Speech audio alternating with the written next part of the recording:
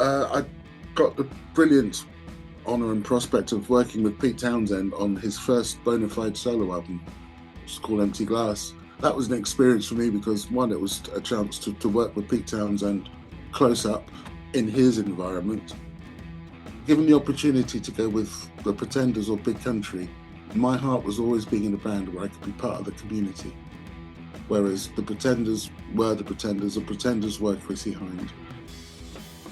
I remember when we came to record a track called King of Emotion, and he said to me, which is not something I would really want to hear out of anybody, it's not coming out of their mouths, but he said, "Hey Tony, you need to make this more black." I wanted to go home by this time. And when I say that the drink thing was a problem, we thought for a long time that he was seriously on the wagon. For a long time. And seriously, he wasn't. So that's something he kept away from us. Hey, I'm Paul Stevenson, and this is VRP Rocks, and I'm delighted to be joined by a bass player of great distinction, a man who's been played on so many incredible records I've enjoyed over the years. Welcome to VRP Rocks for the first time, Tony Butler. Thank you very much for having me. Tony, it's a pleasure. I've spoken with Bruce maybe 5 or 6 times over the last couple of decades or so in doing these things. So it's really nice to get the chance to speak with you and hear your side of things over the years. My side of things. Do I need my lawyer? Did you not sign that piece of paper I sent through for you? Not at all. It won't be like that. But just quickly before we start, I mean, looking around you, you have all these wonderful guitars. I mean, is this your guitar storage room or your music room, or what is this? This is my little home from home. This is my little home studio that I spend an awful lot of time in. I'm a bit of a guitar collector. I've collected lots of guitars throughout the years, and it seems though, although I'm a bass player, I've only got 6 bass guitars, but the rest of them are 6-string ones. So, and they're all my babies. I caress them, clean them, occasionally play them. Oh, wow. So I'm a guitar nut. I mean, I've been in a guitar band for over 20 years. I mean, I must have been influenced some, and I've always loved guitars. I mean, ever since I heard Jimi Hendrix for the first time, and I just needed to know what it was he did and on what he was doing it on, and then when I realised at an early age that I was never going to be anywhere near as good as him, I went for the cheaper version. That's one way of putting it.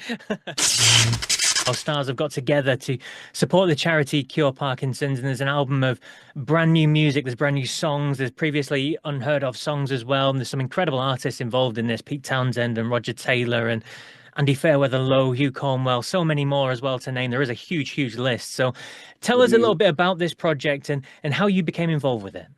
Well, my involvement is very much based on the guy who's put it all together, which was my long-term friend and big country manager, Ian Grant.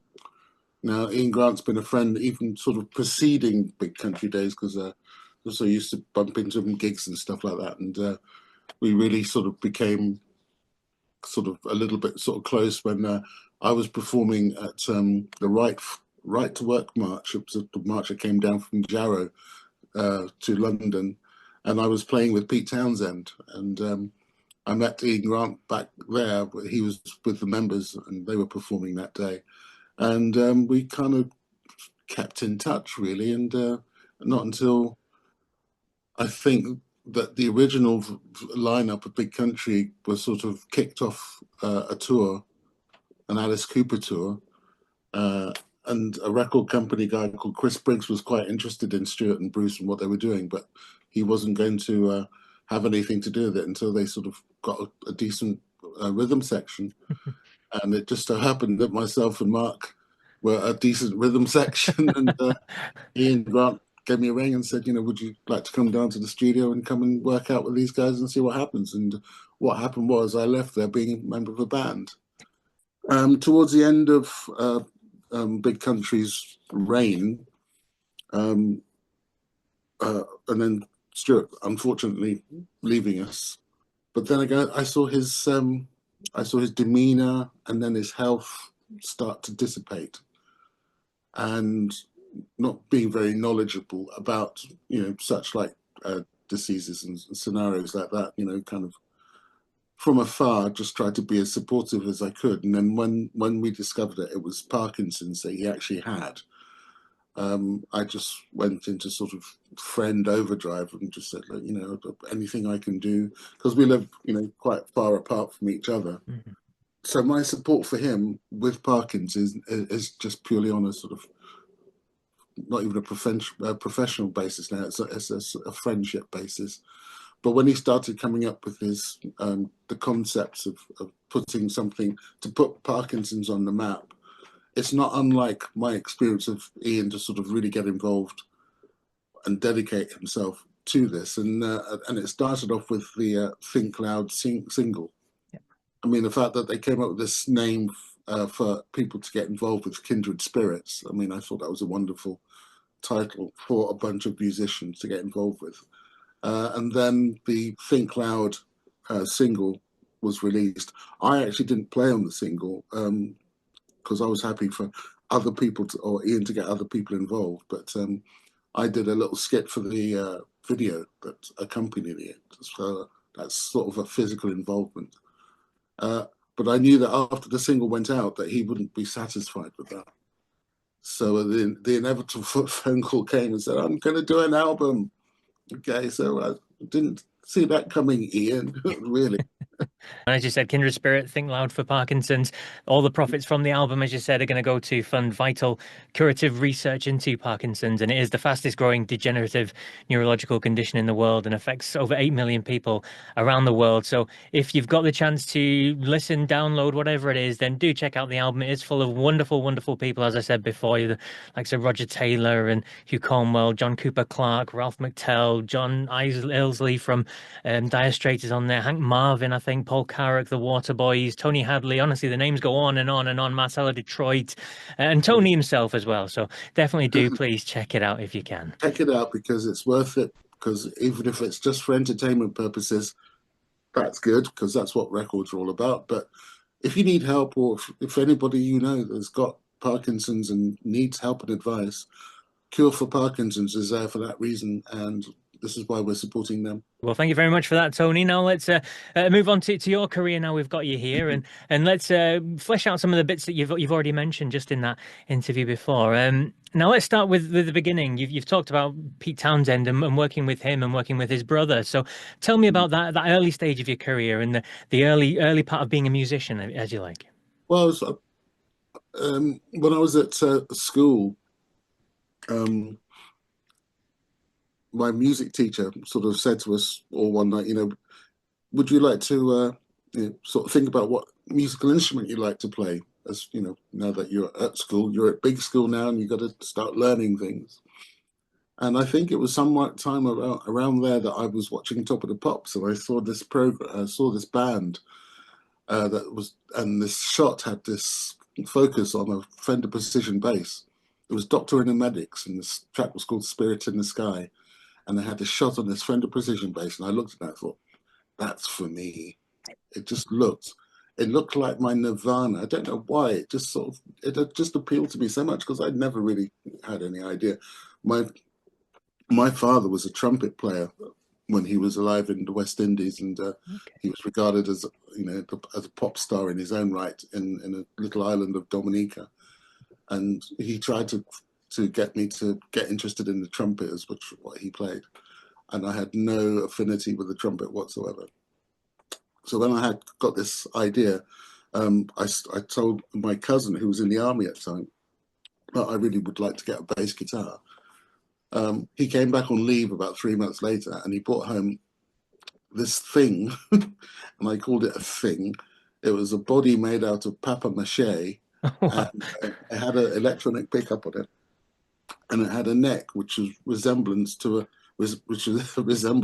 some brooms I used to have back in the day, and but it gave me the opportunity to sort of play, pluck out some notes, stand in front of a mirror, and look like a rock star and accompany my favorite records, which is how I taught myself to play.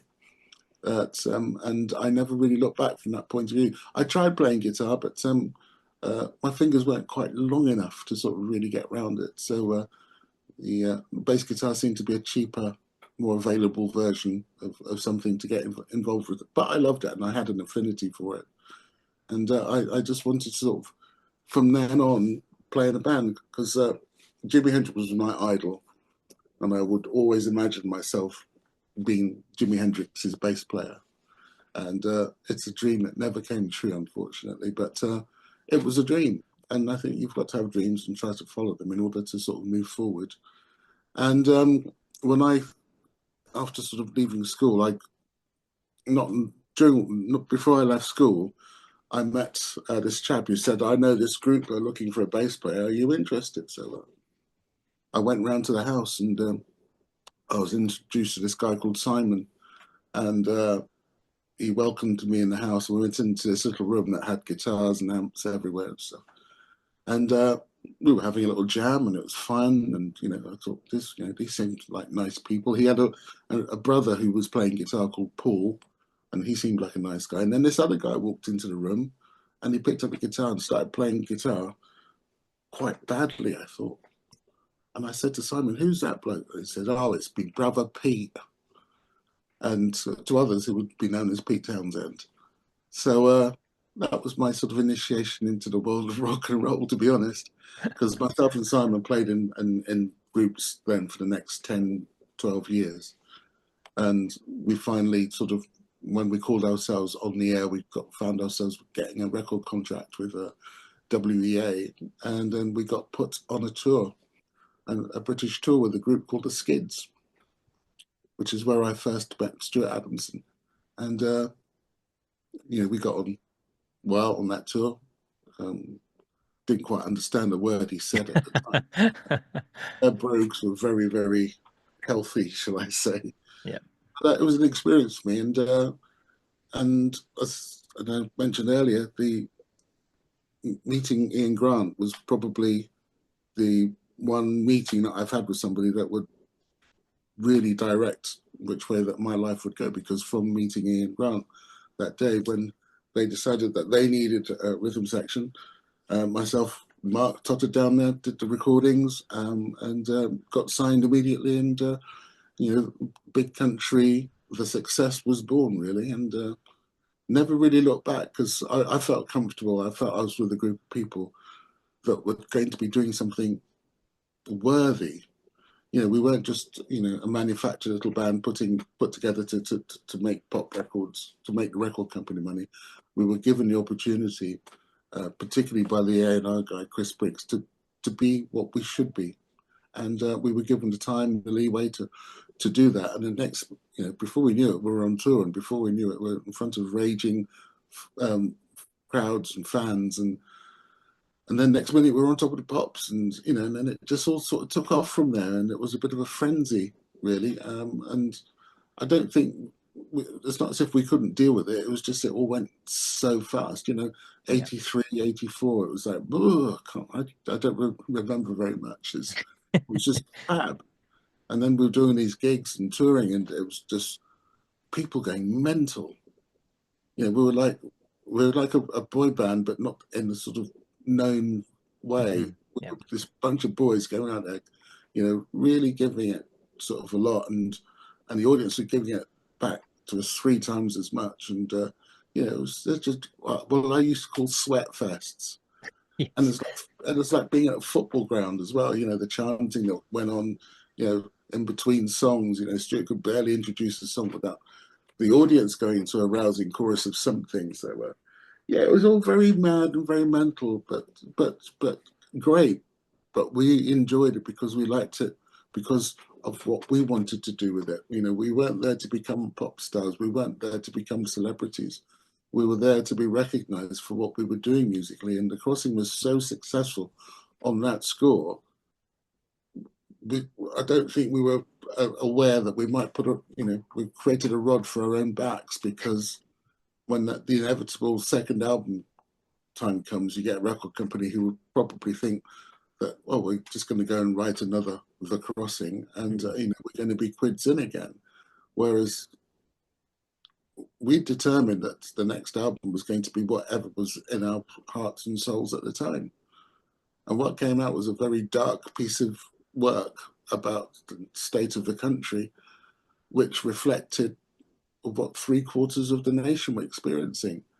Not what a record company would call a sort of dynamic, flamboyant prospect of riches.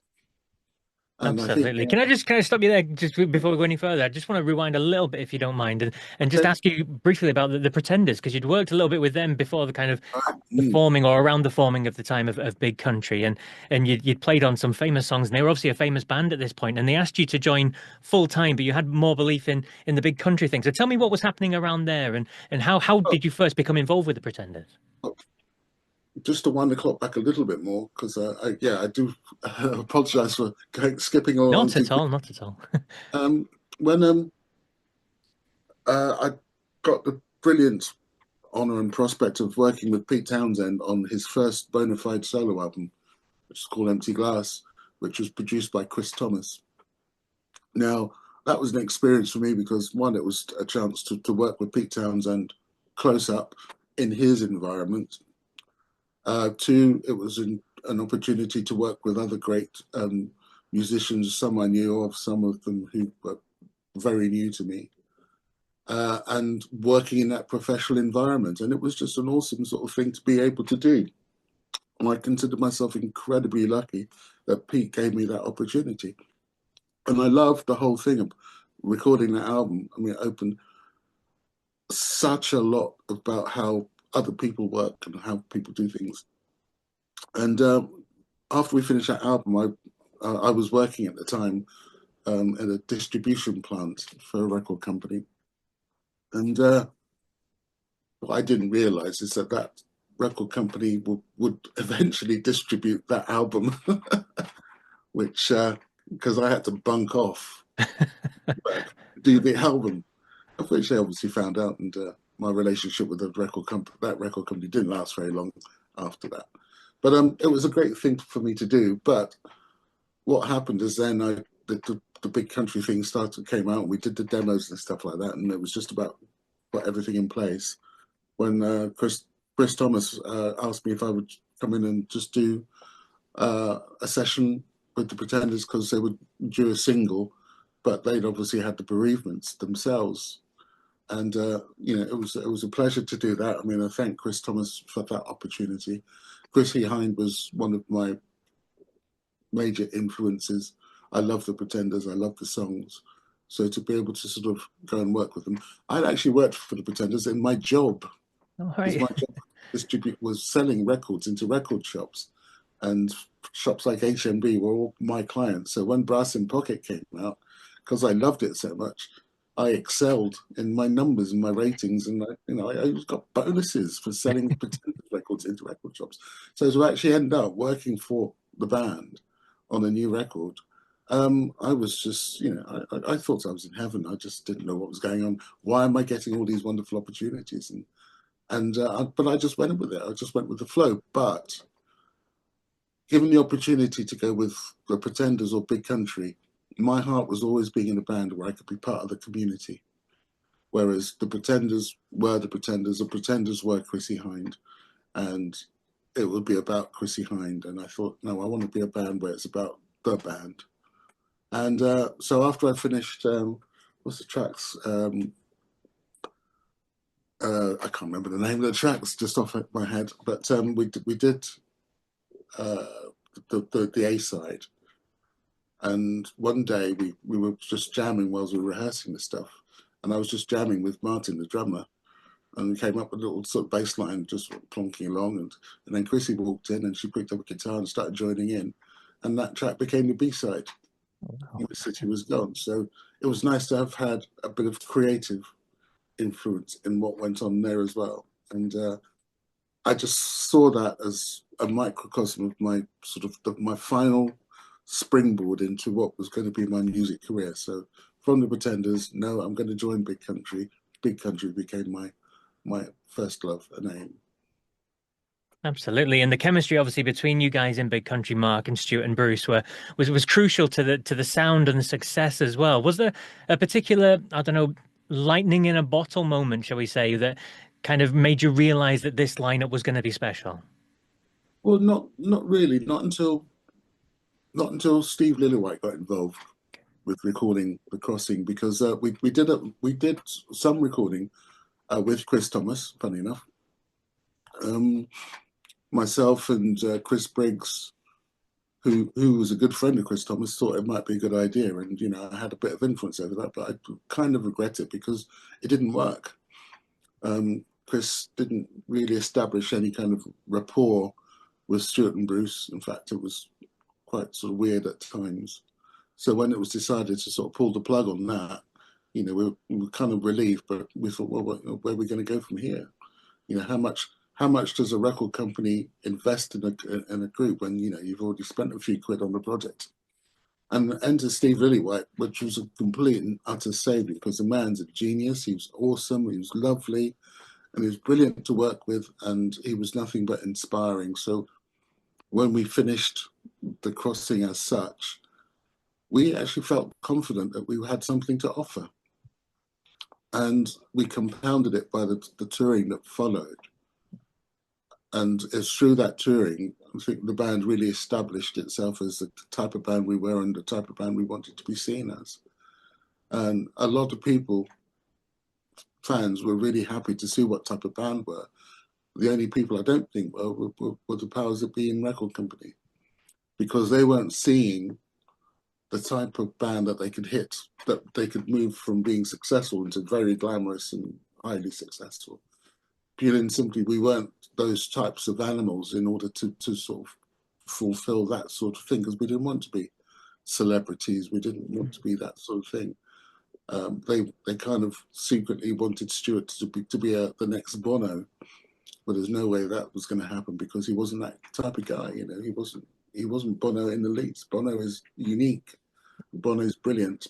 Stuart Adamson wasn't in that ballpark at all, and he shouldn't be, and he shouldn't be entertained. And by the time we got to do the second album, the band, the record companies were turning lukewarm on us, because we weren't recreating the crossing. We were doing something which somebody said was quite dark and dismal, but it was still quite successful. But it was what the band were, and that really kind of showed the direction that the band would eventually take in terms of how we were going to progress as a band and as writers and as people.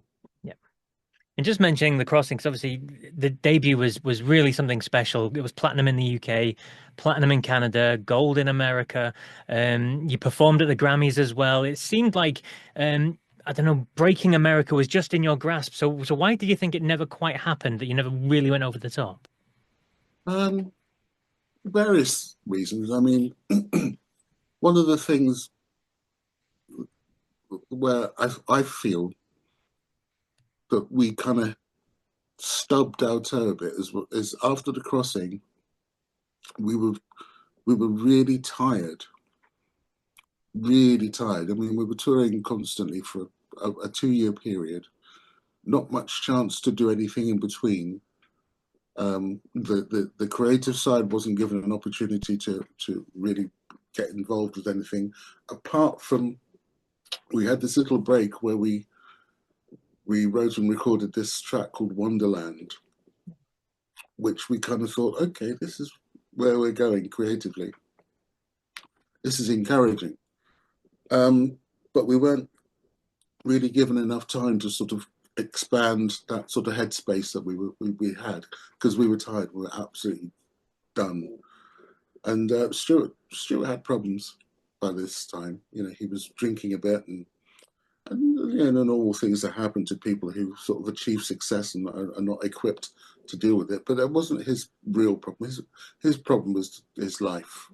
It's he just wasn't cut out to be a star, and he knew it, and he didn't want to try to do anything about it. He just loved playing guitar and fronting the band and writing songs, but everything that went with it was just something that he didn't want to do. And I think there was pressure from the record company to try and fulfill a role in that idiom that he kind of railed against. And I think it's one of those things. So by the time we got Steeltown done, there was little or no support for the band, because what we'd done is we produced an album that didn't have a single as such.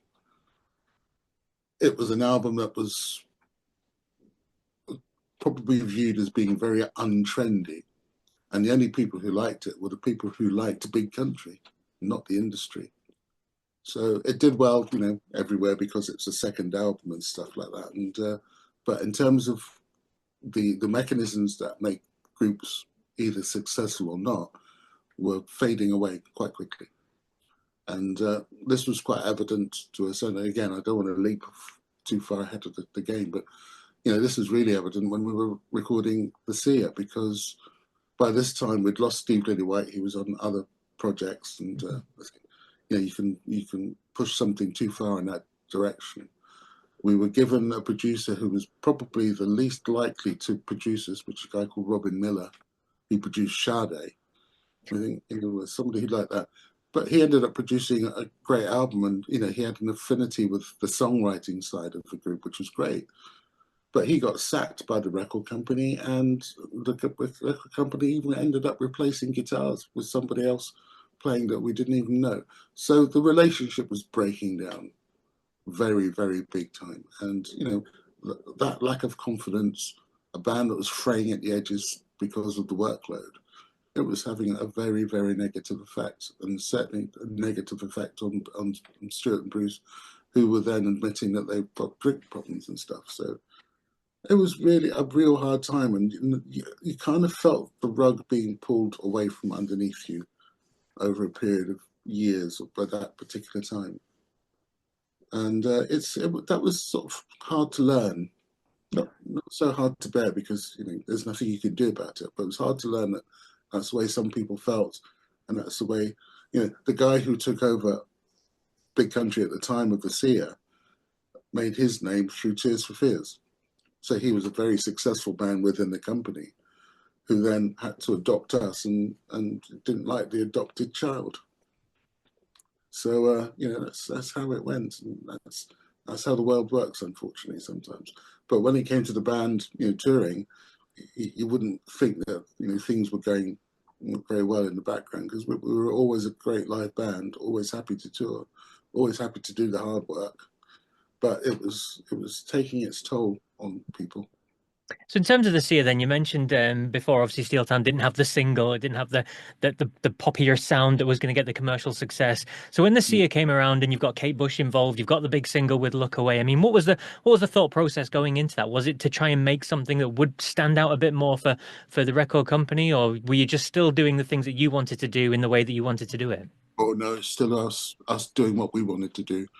I mean, some of the best moments nobody would ever experience would be the ones where we're in a rehearsal room, when we came out with an idea or a riff, or if Stuart had a song that we heard for the first time, and sort of, it's a sort of light blue touch paper and stand back moment, and we had many of those in private, and and that encourages you to carry on with the work, and going back to the Seer, getting Kate Bush to come and do some stuff was a great inspiration for us, because it was nice to work with somebody who was incredibly talented, and so open to ideas, and join the band, and that was a great experience. So when you start working on tunes, it's about the songs. It's not about us as individuals and what we want to try and get out of it for ourselves. And at least by that time, the record company pressure was prevalent, but it wasn't sort of too engaging that we couldn't work. We couldn't sort of do what we want, but you just felt as though you're going in ever decreasing circles at this time. And, sort of subsequent albums, well, we just knew that we were not going to get the support anymore. And, all of a sudden we felt like we were being like a marginalized band that a lot of people still respected, but the industry had no time for us at all. And, the stuff that makes successful bands continue weren't happening to us. And I just want to fast forward slightly as well, just to 1989, just because it's quite interesting with everything that's going on in the world today. Peace in Our Time. at that time, 1989, the world was changing as well, and there was some interesting ways to promote the record, playing at the Soviet embassy, going out to the Soviet Union and playing. So take me to that time. Take me to who came up with those ideas, and what did you think about the plans to do the Soviet thing when it was presented to you the first time? What were your thoughts on it? Well, it was bizarre because we just spent 4 months in Los Angeles recording an album with somebody who we didn't know because the whole project was US led at the time. And again, this is part of the record company thing that went through big countries' DNA at the time. You know, we were the bunch, the British labels were just not interested in what we were doing. Ian Grant went to America, got American interest. I mean, we got interest from Warner Brothers, I think it was. So it was then predetermined that we would work in America, maybe cynically to try and crack the American market or whatever. But what we were writing at the time, which would become Peace Now Time, again, was really electrifying for us because we were coming up with some great stuff. And it was a lot more varied, and there's lots more tempo changes, a lot more sort of emotional subjects being dealt with. And our demos of that time are still regarded as the best set of demos that we've ever done.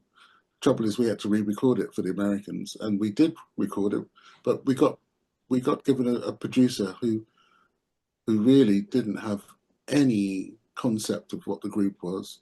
It's, he used to be keyboard player, was Frank Zappa, and I'm sort of toiling to remember his name now. But he was very LA, you know. First day we got into the studio with him, and he told us all to go away. Got Mark to set up his kit, and then told us to go away. We came back the next day. Mark had cotton wool stuck in every orifice of his drum kit. Now, this is like taking your virgin 9-year-old child and sticking. You don't do that sort of thing. And it was just punishing to watch, and it destroyed Mark. You know, we're supposed to be making an album. This guy does something like that, and it's just like, wow, this is the wrong way to deal with this group of people, because it was just, you know, it was. I can't even think of the words.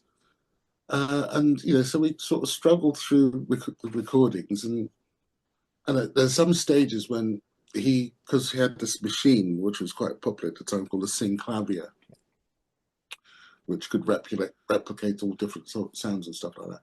And soon, you know, the guys would be cutting a track, and then he'd get on the set and maybe it should go a little bit like this. And it was kind of, whoa, you know, we're not REO Speedwagon. We're not any of those sort of big trite, you know, American artists. We are what we are. And we struggled with this recording. I remember when we came to record a track called King of Emotion, and he said to me, which is not something I would really want to hear out of anybody, it's not coming out of their mouths, but he said, hey, Tony, you know, you need to make this more black. I wanted to go home by this time. I had enough of that attitude. You know, let's just be us. Let's just work and do what we needed to do. Anyway, so we finally struggled through the recording. You know, relatively pleased what we recorded, but then again, they got this guy to come and mix it. And as far as we were concerned, this guy must have been completely and utterly tone deaf because it sounded horrible. And then we were sort of then told that there's discussions and talks about, you know, kicking the whole thing off by going to Russia, which was diametrically opposed to everything that was going on, and particularly with the Americans. I mean, I couldn't see the American record company wanting to get involved with anybody or anything. Yes. Because but the whole idea was a concept which was endorsed by Ian Grant at the time in order to sort of bring some sort of real prominence to the promotion of it. Anyway, so this whole sort of thing started moving forward in that direction. Starting off with the performance we did at the Russian embassy, which was a weird thing. You know, this old dilapidated buildings in the centre of London, central London. Stuart having to go on News at 10 to talk about it when he plainly didn't want to be there. He just looked so uncomfortable. And then we did this, and then there was all the sort of press stuff. This was all everybody wanting us to do something in order to elevate us to U2's standard and status. And it just didn't seem comfortable for any of us. And then eventually going to Moscow to do it, because this was all put together by a guy who developed the first what's the name of that big music hamburgers place in central London? Oh, the Hard Rock Cafe, is it that one? Hard Rock Cafe, yeah. This guy, he brought the Hard Rock Cafe to Moscow, and it was all part of the Glasnost sort of vibe. So getting over there was all part and parcel of it. And then we get over there, followed by about 250 journalists. And then we go and got on stage, and the first night we play our first chord, and then we drained 3/4 of the Moscow electricity grid. So the show was put on hold for about an hour and a half whilst they tried to sort out the electrics. And we kind of thought to ourselves, man, if anything else could go wrong, this is what would go wrong. And then the stories that came out about it were just, it wasn't the sort of big sort of promotional bang that they were. What came out of it seemed like a sorry state at somebody having a go at doing some big PR sort of thing, and it just didn't go anywhere. And it wasn't embarrassing, but it just goes to show you when you're trying to force a square plug into a round hole, sometimes it won't work. Indeed. It was horrible. Yeah. It was horrible. I don't look upon that time. I mean, I'm glad of the opportunity to go to Moscow, and we did some stuff there which was enjoyable, but as a concept, it wasn't very promising, and it certainly wasn't going to put the band where other people thought we were. And also, it took the Americans out of the game completely, because they were just horrified by the fact that we did go to Russia, which is diametrically opposed to the Americans' thoughts, and so that record company was pulled as well. All just went wrong, didn't it? All I've just got to mention as well, Stuart, we obviously know about his incredible talent, and he obviously had his demons that he didn't overcome. But just on a personal level, talk to me about what Stuart was like as a person, off the stage, out of the studio, that kind of thing. What was Stuart like? Oh, Stuart was just quiet. He wasn't gregarious. He's one of the guys, back in the days, I'm sure that, before he became a star, he'd sit in the pub with his mates, and he'd be the one in the corner that didn't really say much. He's just part of the crowd. He wasn't the life and soul of any party. He was a staunch family man. He, when he had his kids, it's just the best thing in his life, which it should be. But he was also very inwardly sort of, he had his own enforced isolation. He didn't really sort of have much to do with the outside world apart from football. We loved our football. It was a sort of continuing line throughout touring and stuff, because when you go touring, it's just great to get to football matches and just a bit of relief. But he's just very quiet. He wasn't the gregarious type, as I said, and there's no point trying to force him into being like that, because it's just not the way he was. Yeah, and I'll give you another aspect of what it was like. I don't know, we were together 20 years or so. I can count the amount of times that we actually had a phone call with each other, 3 times in the whole time. When we were together, we were quite close, but when we weren't together, we weren't. We'd led our own lives. But a quarter of the way through the band's success, we had families. And you know, we were living our own lives. We weren't living in each other's pockets, and you know, and it didn't need to be like that. But when we were together on the road or in the studio, stuff like that, you know, we were as close as anything. But you know, because he didn't drink, or supposedly didn't drink, he wouldn't. He became less and less sociable. You know, when we'd all go to the pub after a session, you know, he wouldn't. So it's just one of those things. It was sad in a way, because I'm sure he would like to have been part of that, but his life didn't allow him to sort of go down there. And when I say that the drink thing was a problem, we thought for a long time that he was seriously on the wagon, for a long time, and seriously he wasn't. So that's something he kept away from us as people. And when we finally discovered that he was continually drinking, it was kind of too late, really. He'd fallen foul of the beast, and there wasn't to be much to be retrieved.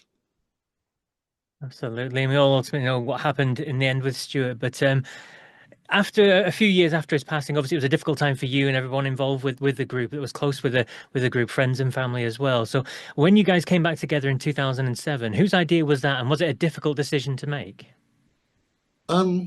No, there was pressure to do something in memoriam, and I certainly didn't want to get into what was going to be looked at any kind of super group or anything, because that might have sparked ideas in people's minds that it'll be something to continue.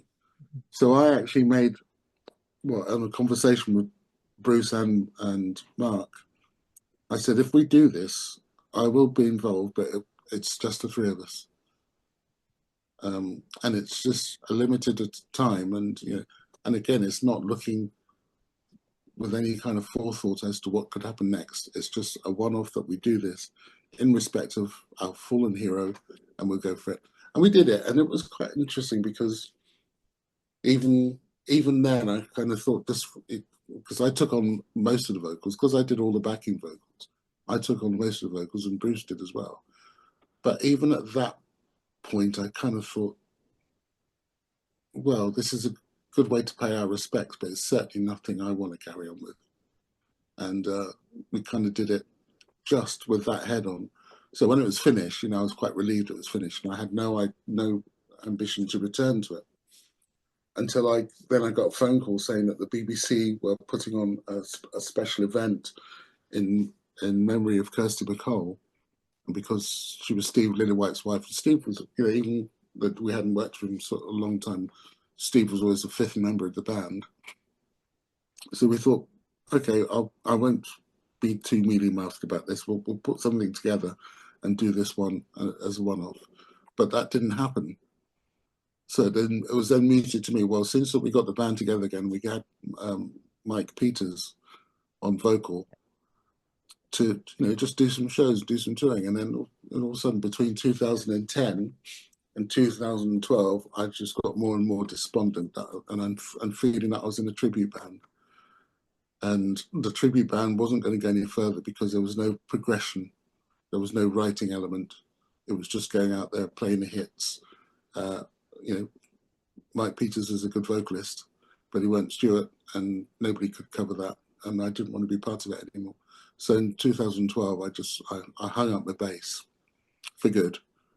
And I said to them, you know, if you want to carry on, it's your band, right? It's this way to earn a living, but it's not for me. And I sort of bade them farewell with my blessings, and left it at that. And you know, after some soul searching, I kind of thought, well, I need to do something different, just for my own headspace. So I went and got myself a teaching qualification. I got my degree. Then I went into teaching, and I got some. I was working at the school where my kids went to school, in their music tech area. Worked there for a while, and I got a job at a college in North Devon, where I was teaching at the university level, doing music business, production, everything I'd done, technology, and I loved it. I absolutely loved it. I felt as though I was putting something back into the world. I was teaching teaching kids about stuff that I had to learn the hard way about, you're going to get a band together? Yeah, okay. Who's going to write the songs? Okay. Are you going to share that money with the rest of the band? Well, if you don't, you'll end up like Oasis and just sort of things like that, make a reality of what goes on in the music industry. And I really enjoyed that. But I also missed being creative myself. So during that time, I sort of developed my own idea of what I wanted to do, which was small time. I got my own little record label together. I sort of do my home recordings and stick them out on the internet. And I did about 2 or 3 albums in that particular way. And then I finally gave up teaching in 2016 because of health problems, which was a shame because I was working on a project which I had a thought that I might be able to take a bit further. And in 2017, I put a band together to promote the album that I was working on, which is called My Time. And I got Mark from the band. I got Josh Phillips, who played keyboards for us whilst we were in Moscow. And I got my son, my younger son, and this other guy who was Jack Bruce's son. And we had a little band and 2 weeks of rehearsals. I was kind of not living the dream again, but I thought, oh, this is nice. And and it was all in preparation to do one gig. Gig went really well. I got back to Cornwall and then I collapsed for 4 months. And I thought, that's it. I can't do this anymore. I had all these plans for touring this album because it looked like it had potential, the normal scheme, but I collapsed due to my problems with my legs, and I decided, nah, this is not for me anymore. I've got to look at the industry from the sidelines from here on in, but I can't stop writing. My problem is I can't stop writing. I enjoy writing. I enjoy creating. I mean, it's one of the things that I shared with Stuart. Writing music is a great form of outlet. It's like bloodletting for the mind. Yep. And writing was always important to me, but never on a highly commercial basis, because that only happened with Big Country, never myself. And if you don't mind me mentioning, I'm now, after 3 years of sitting in this room that you can see here, you listeners won't see it, I've been beavering away at writing something else, and I've now got myself into a position where I'm about to release an album at the end of March that I've entitled No Profit in a Peaceful World, which is 14 songs I've been working on for the past 3 years, which probably will sort of see my writing apprenticeship coming to a certain fruition, because I've considered all of my life musical activity part of my sort of developing my own ideas and stuff like that. And I got these songs, so I'm going to again put them out. But I've been talked into sort of having a little organisation behind me this time. I call it the Manchester Effect, because there's a guy who used to be a protege of Ian Grant, I call John King, who's sort of, I call him pop-up managing me.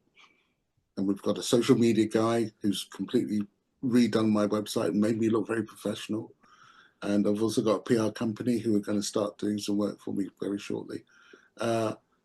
Again, I'm not looking at major record company involvement. I'm just doing it on my own label. So everything that I do comes out of my own pocket. And I'm just going to enjoy this ride for what it is. And whether I do anything else after this, I don't know. I'm 68 now. I've just turned 68. I'm glad I don't have to consider doing live work, because that would probably finish me off. So again, this is just a songwriting recording project. So in terms of this record, then, are you playing all the instruments, or have you got people to help you in with different various things? Apart from 2 little guitar solos, because I'm not very good at slide, and I wanted something to have a particular effect. I won't say what it is because I don't want to give the game away. But no, I've done everything. And that's why it's taken 3 years, because I've sort of painstakingly and meticulously gone through the whole thing, just and relying on my own experience of recording and being every producer I've worked with in my head. A room full of guitars to select that give me inspiration. And you'll probably might giggle at this one. The worst part of this project for me is the bass playing. The worst of the worst.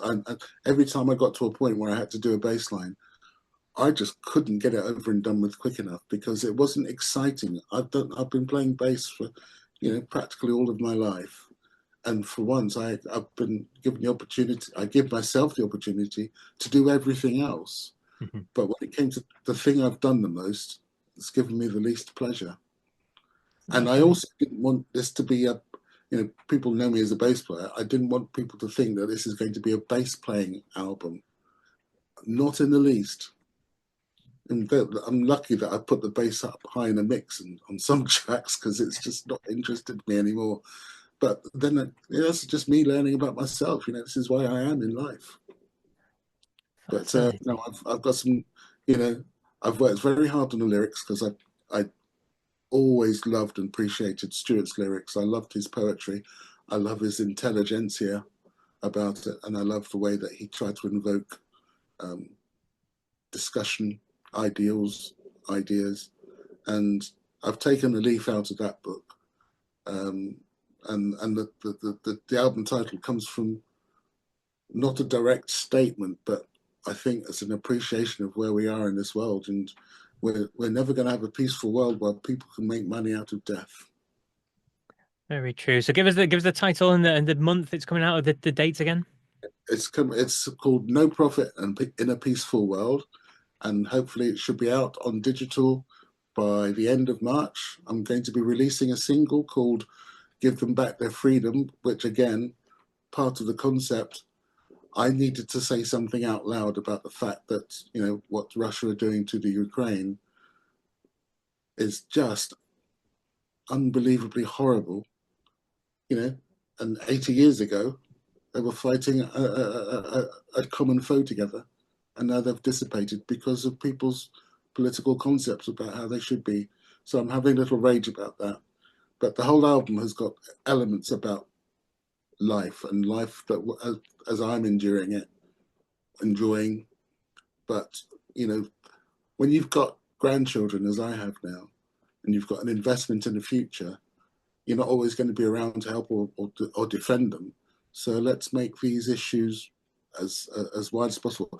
I've become a very great news reader or news watcher, and I got introduced to TikTok, where I've been listening to some incredibly great orators, and they're just people. And the fact that you get to hear stuff that you might think about yourself, but you never hear it out loud. Hearing it out loud makes a difference, and I've tried to sort of weave some of that into it as well. So the lyrics are very, very highly considered.